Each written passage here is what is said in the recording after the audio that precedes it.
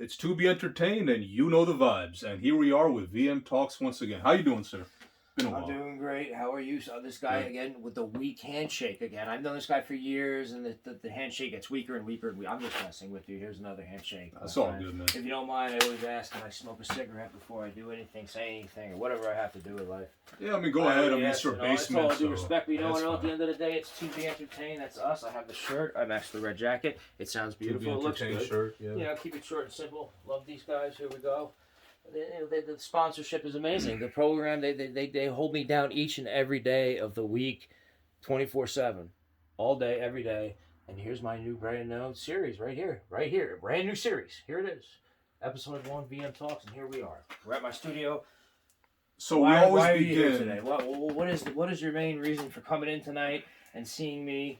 The whole disappointment. You know, what's going on? So we always begin with the first question, you know, for our viewers. They want to know, how do you feel about the current political landscape that's going on? As of April 2021, there has been that shooting in Indianapolis. I don't know, it was like a racially motivated event. You know, like a Indian immigrant, he got shot. He was working at Fedex. It was like racism. What's your thoughts on racism? And then what's your thoughts on shooting? First off, the first topic. Mass shootings. I mean, racism and mass shootings. I mean, I could give you a straight example. You know, not to get off topic on this, but remember the worst shooting of all time was the Columbine in Colorado, high school shooting. That was insane. And you know, it's like nowadays, like look at time goes on. You know, for what?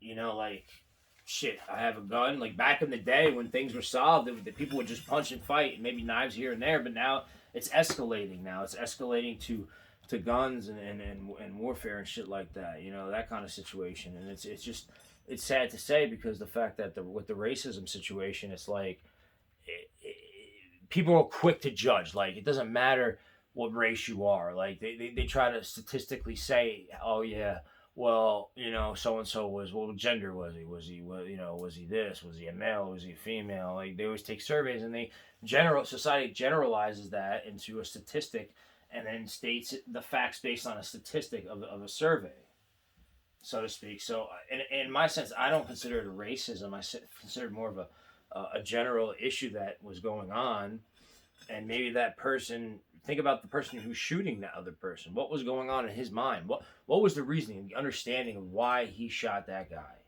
There was something else that was on the outside, right?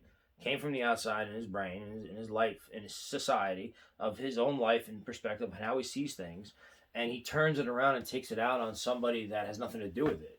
He reflects it off so he feels better about himself. That's like kind of like a psychological like defense mechanism that people do, unfortunately, like psychopaths, in my opinion.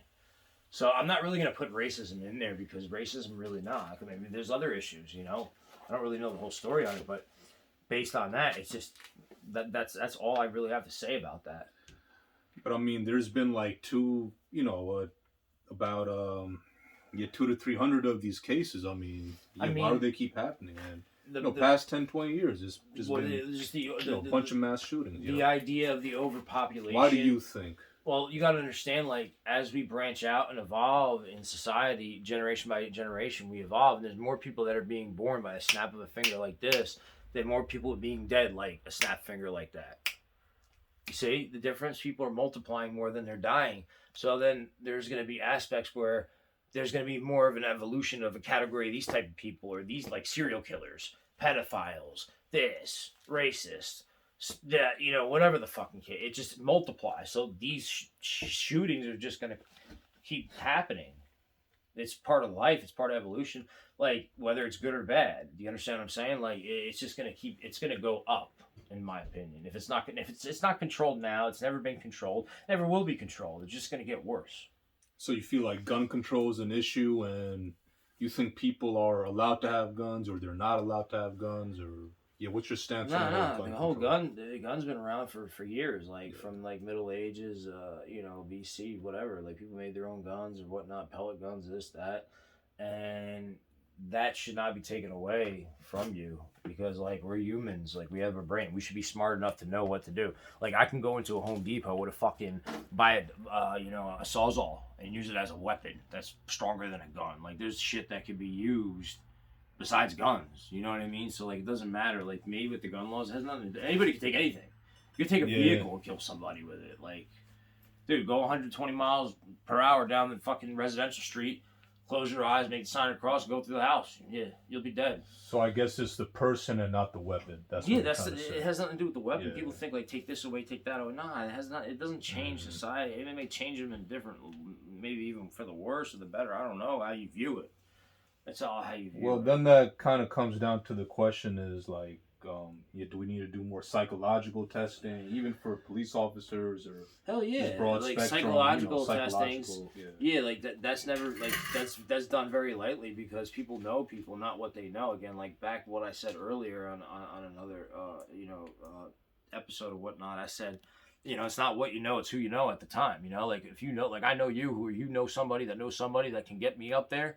Oh shit, don't give a fuck about where you came from, your background, what you did with your life, how you did your life, whatever the case may be. Oh yeah, Crazy. come with me. Like you could just override shit. Override, like there's the protocol that you're supposed to go by, steps that you're supposed to take. And sometimes like in life, no offense, people skip certain steps and they get Yeah. lucky. They get these positions that they don't deserve, Uh, basically. And that's how life goes. People get positions that they don't deserve. They don't have the right skill set to do things, and they have it.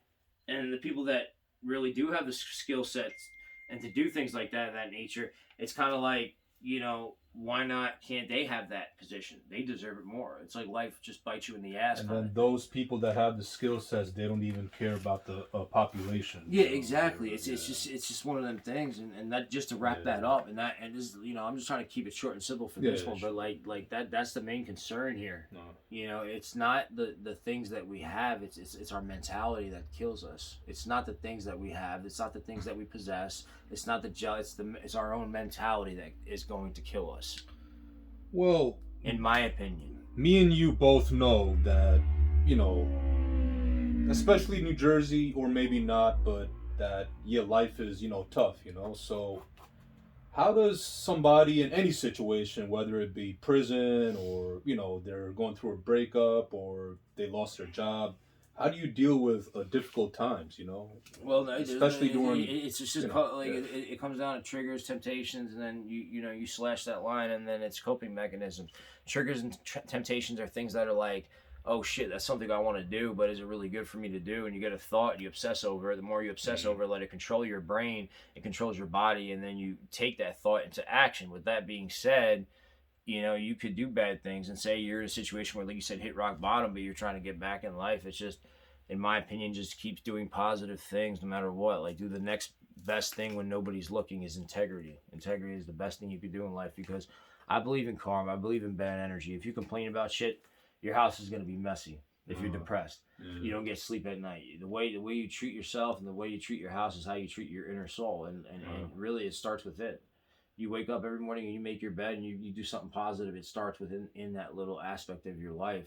And with that, I'm telling you, like, you can utilize whatever. It's what you have that you could do. It's not what you can get, and in a sense that you have to be, come to terms in life that you're going to fail and understand that. But if you keep trying and trying and trying, like they say, if you stand around a barbershop long enough, you're going to get a haircut. So eventually you'll get a break. You'll get through that hump. Whatever the case may be, always use everything as a benefit. If we all work together as one, as a unity, everybody in this whole life would succeed. But there's certain people that are selfish and they take things and they take it away. But if it was all contributed equally amongst every single one of us, society would live a different life. And things would be a lot better in life. I'm not going to say it'd be 100%, but it'd be a lot better than what we're living in now, in my personal opinion. Wow, very very well said. It's that's just my main thought of how society's run. But sometimes you live your whole life and you think, oh shit, I can control this. If I do X, Y, and Z, then A, B, and C would be the outcome. But it's not always like that. Shit, you could keep doing the right shit.